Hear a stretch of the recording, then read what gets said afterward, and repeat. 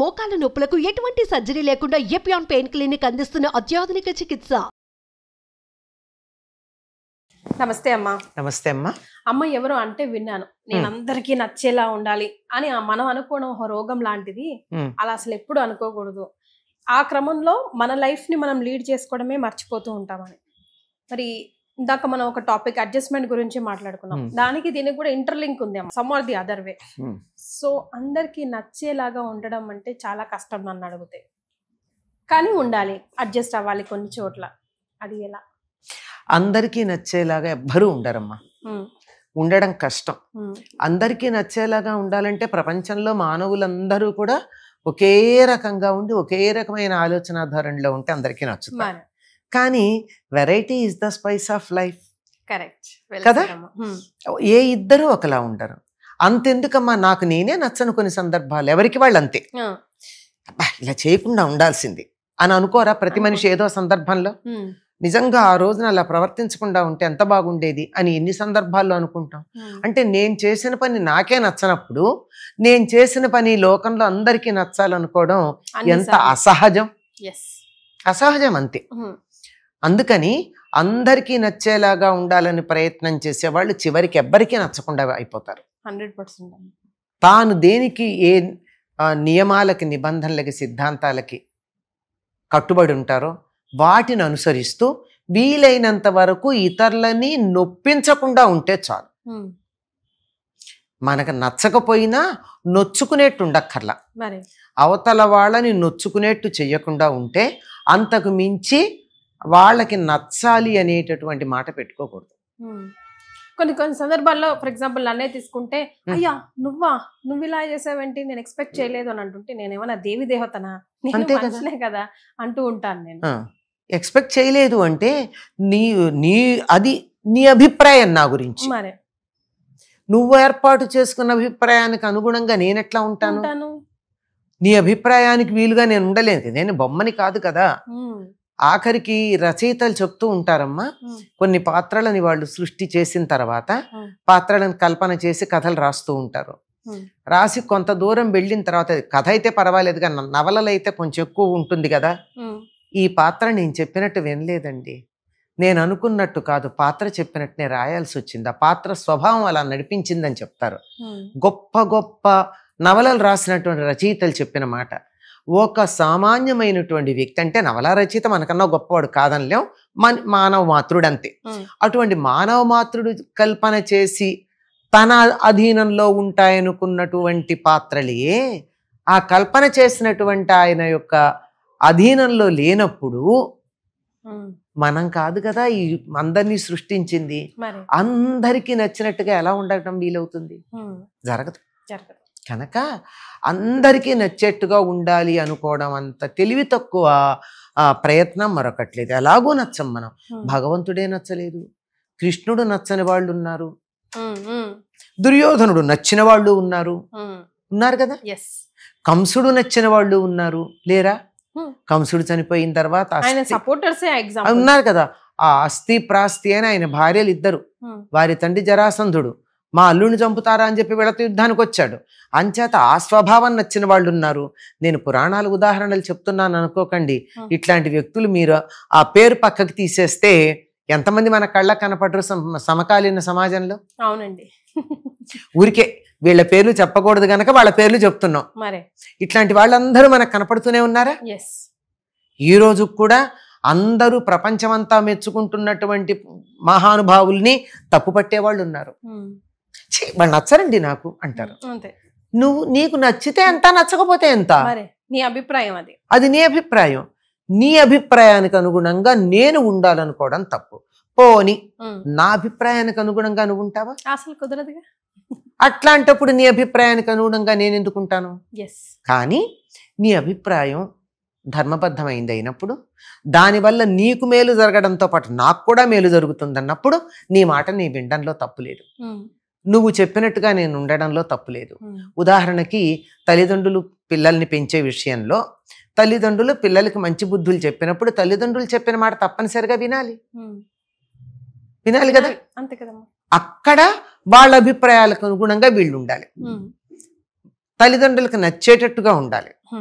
అంతేగాని ఆ అందరికీ నచ్చేట్టుగా ఉండకూడదు గనక మా నాన్నకి అమ్మకి నచ్చకుండా ఉంటాను అని అనుకోకూడదు. ఇక్కడ ఒక సిద్ధాంతం అన్నది మనుషుల గురించి చెప్పేటప్పుడు ఎప్పుడూ కూడా ఒక తంబ్రూల్లాగా ఇలా ఉండదు. యంత్రాలే ఎప్పుడు ఒకలా పనిచేయవు కదమ్మా, అప్పుడప్పుడు వాటి ఇష్టం వచ్చినట్టు పనిచేస్తాయి. ఉదాహరణకు మన స్మార్ట్ ఫోన్ ఉంది, ఎంత స్మార్ట్ గా యాక్ట్ చేస్తున్నామో మనం చెప్పినట్టు కాకుండా దాని ఇష్టం వచ్చినట్టు పనిచేయదు. అప్పుడప్పుడు నొక్కితే ఒక ప్రెస్ నొక్కకుండా కూడా అది అప్పుడప్పుడు కొన్ని వేషాలు వేస్తూ ఉంటుంది దానంతటది. అట్లాంటిది మానవ మాతృలు అలా ఉండడం ఎట్లా కుదురుతుంది? కనుక ఇది ఇలా ఉండి తీరాలి అని చెప్పలేం. కొన్ని సిద్ధాంతాలు తప్పవు. ఉదాహరణకి అన్నం నోటితోనే తినాలి అన్నది సిద్ధాంతం, అంతే, ఇంకో రకంగా కాదు.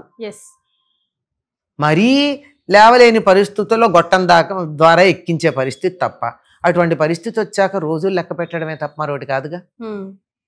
గాలి ముక్కుతోనే పీల్చాలి అన్నది రూల్ కదా, until and unless you have a mask. ఇలాంటివి తప్ప మిగిలినవి ఏవి కూడా ఇట్లాగే ఉండి తీరాలని చెప్పలేం. అంటే మనం కొంతమంది పేరెంట్స్ ని చూస్తూ ఉంటాం, నువ్వు ఇలా ఉండాలి, నువ్వు అలా ఉండాలి, నువ్వు ఇట్లాగే ఉండాలి, నువ్వు అట్లాగే ఉండాలి అని. సద్గురు వారు ఒక వీడియోలో అనడం నేను విన్నానమ్మా. అంటే don't race your child, let them live. అవి యానిమల్స్ కాదు కదా నువ్వు పెంచి పోషించడానికి. మీరు పోషించడం వరకే నీ బాధ్యత, పెరగడం వాళ్ళది. ఏమంటాడంటే వివేకానందుడు, మొక్క ఎదగడానికి నీళ్లు గాని సూర్యరశ్మి గాని దోహదం చేస్తాయే తప్ప ఎదగడం మొక్కే చెయ్యాలి. మొక్కలో జీవం లేకపోతే సూర్యరశ్మి, నీళ్లు, ఎరువు ఎంత వేసినా ఎదగదు కదా. ఆ జీవం ఏదైతే ఉందో అది ఎట్లా ఎదుగుతుందో అంత బాగా ఎదగనీయమన్నాడు. ఇంకో మాట చెప్తాడు, నువ్వు తీసుకొచ్చి మొక్క ఇలా ఎదగాలని చెప్పి నీడలో పెడితే పాలిపోతుంది. నీడలో ఉన్న మొక్కలు మంచి ఆకుపచ్చ రంగులో ఉండవు చూడు, దాన్ని ఎదగనివ్వాలి. ఎదగని, లెట్ ఇట్ గ్రో. కావాల్సినవి అంది. నువ్వు చేయవలసిందల్లా పోషించు, నీళ్ళివ్వు, ఎండ వచ్చే చోట పెట్టు, అవసరమైతే ఎరువు వేయి.